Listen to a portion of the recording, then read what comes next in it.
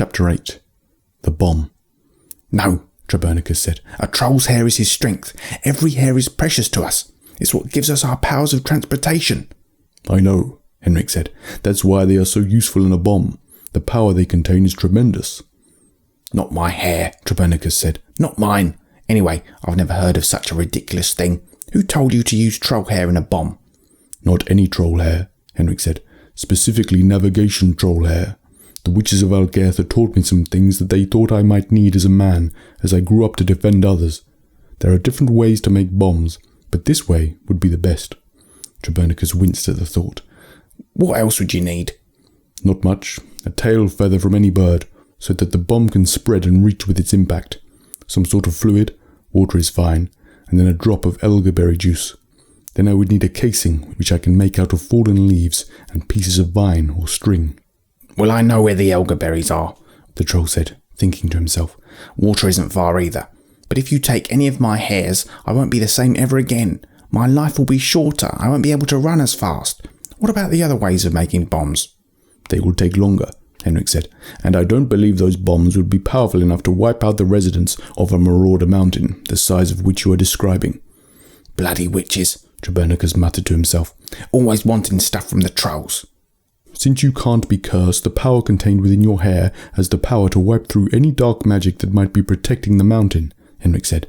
The bomb would destroy the evil within it, but the mountain would remain intact.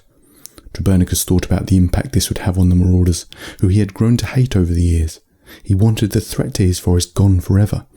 After a while of thinking, muttering and staring into the trees, he looked at Henrik. Fine, he said, but if you take more than just 2 of my hairs, I'll show you just what a navigation troll can do when it's upset. A few minutes had passed, and Trebernicus had been running his thick fingers through his own hair, glad that it was dry after Boval had licked him with such force. Luckily my hair feels a bit thicker today. Don't know why, Trebernicus said. Henrik looked at Boval, who was sitting on the ground, looking almost as if he was smiling. Wait there, Trebernicus said. How much water do you need? No more than a handful, Henrik said. Start making a container, the troll said. I'll be back soon with your other ingredients. Hang on, Henrik said. Are you able to locate Binden vines? Of course. What do you think I am, an idiot? Trebernicus said. He was not liking the thought of losing 2 of his precious hairs. And perhaps some tala leaves. Oh, for goodness sake. Do you want me to just make the thing for you? Trebernicus snapped. Before Henrik could reply, Trebernicus was making the ground rumble again, and he was disappearing down into it. Can't believe I got myself dragged into all of this, Trebernicus muttered, as he disappeared and was swallowed up by the ground. Just a few moments later, the rumbling started again, and Trebernicus was emerging out of the earth, holding a bunch of dark green leaves in his arms, a bunch of soaking wet vines, and a little wooden cup with some water in it. Where did you get the cup? Henrik said. It's mine, Trebernicus said, but you aren't using that as well. Just the water. I found that cup in the woods, and it's the only thing I've ever kept. It reminds me to be empty when I'm doing my work. I have to let the powers of these woods fill me up and flood through me, instead of holding on to some of my grievances from the past. I must be empty, like the cup. Trebernicus sat beside Boval, and they both watched as Henrik made his bomb. The tala leaves and the binden vines were very easy to crush and mould together into a big sticky ball, along with some mud that Henrik gently scraped from the ground.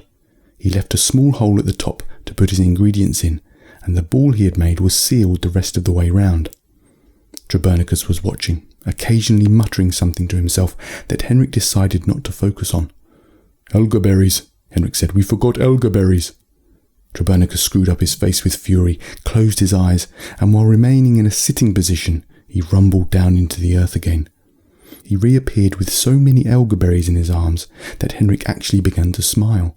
I only needed 2, Henrik said, and as Trebernicus trotted up to Henrik with a mild agitation, he dumped them all over Henrik's head. Well, you should have told me, Trebernicus yelled, walking off and sitting back down. Boval stood up, walked over, started to sniff the berries and eat them. Henrik squeezed the juice of 2 berries inside the cup of water that Trebernicus had given him. Then he poured the liquid into the ball he had made. He looked up at the Argon bird who was resting above them in the branches. After Trebernicus saw Henrik staring at the bird for a while, the bird began to shake its tail feathers until one began to flutter down towards the ground. I've never seen a bird give up a feather before, Trebernicus said, astonished. They must be keen to see the marauders of Durdark come to justice. Indeed they are, Henrik said, placing the black feather with a thin red stripe inside the round casing of leaves and wet vines. And now the final ingredient, Henrik said. Trebernicus, if you please. Trebernicus stood, annoyed that it had come to this. Despite his aggravation, now he was slightly wanting to give his hairs to Henrik, so that proper punishment could be dished out to the marauders, and whatever that dark thing with the hood was. But not yet, Henrik said. We should travel to within sight of their lair, and add the final ingredient then. We don't want this going off while we are travelling. Trebernicus stood still, pleased with the fact that he could keep all of his hairs a little while longer. Good idea, Trebernicus said. Let's go. And give me back my cup.